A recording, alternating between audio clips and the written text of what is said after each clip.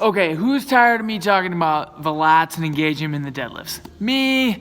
Guess what? Who's gonna not stop? Me. Super important to help set your back in a good position. Getting those lats engaged in a deadlift throughout the movement. It's really easy to feel it in the banded deadlift movement, but hard to recreate it when you don't have that tension pulling the bar away. So I like imagining that someone's always trying to take away my awesome weights in this time where Rogue is sold out and everyone wants home weights, right? Okay, so the banded deadlift primer for today will go as follows. So I got a barbell and a band. So here's how I'm gonna start. Upright, butt tight, quads tight, and then I'm gonna hinge over, top of the knees, shins vertical, and shoulder blades pinched back, and then squeeze the butt and the quads, 1, and so do 5 of these, 2, 3, and then you'll do 5 to below the kneecap.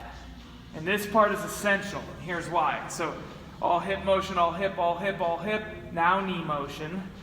So to undo that, drive the knees back, and then I have a better leverage, and then squeeze the butt, okay? So hip, hip, hip, hip and knee, knees back, hip, hip, hip, okay? So 5 to below the kneecap, and then remember that, driving those knees back hard as you come from mid-shin. So this will be the third position, drive the knees back, shins vertical, now squeeze the butt. So 5 down there. And after you do the 5 from mid-shin, then finish it off with 5 banded pulls. Really just finish off those lats. So pull the bar gently into the shins in that start position with a really good back position.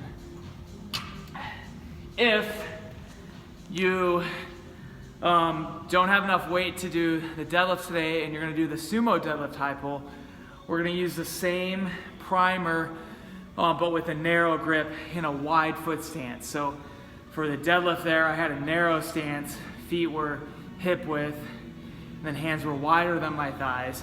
We're gonna flip that. So for the conventional deadlift, I was here, hands were here. For sumo, like so, knees are gonna go out hard, hands are gonna go tight. But it's gonna be the same thing. Still gotta engage your lats with that.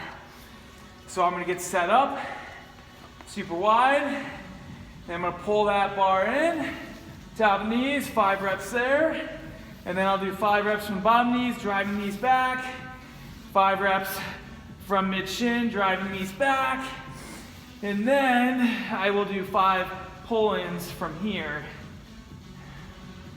The only addition for you guys doing the sumo is after that, I want you to imagine the band's still on there, and then you're gonna do some strict high pulls.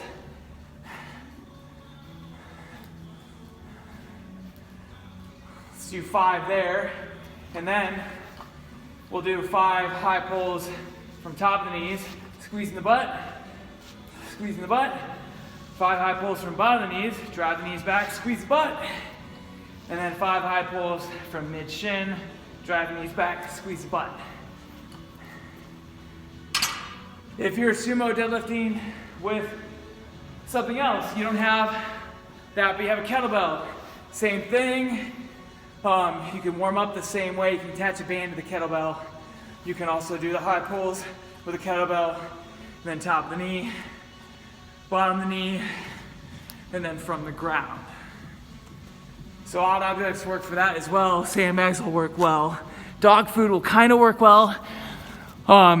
Suitcases with weights in it, Sarah Seed, another reference to you, would work well for that too.